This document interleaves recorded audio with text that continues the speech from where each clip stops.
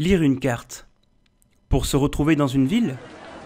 Vous allez me dire, avec un smartphone en poche, on a un GPS, donc plus besoin de savoir lire une carte.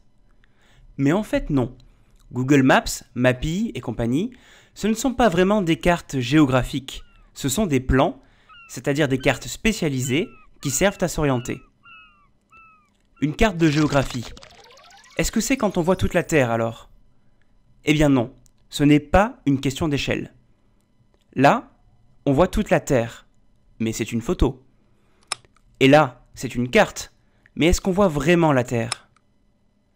Quand on regarde un planisphère, ce n'est pas la Terre elle-même que l'on voit, c'est une représentation de la Terre.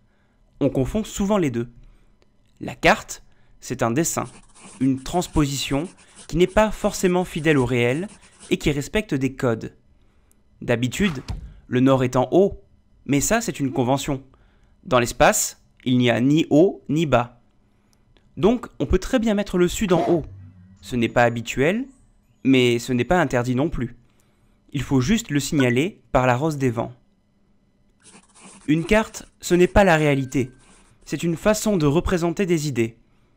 En Nouvelle-Zélande, c'est le Pacifique qui est au centre.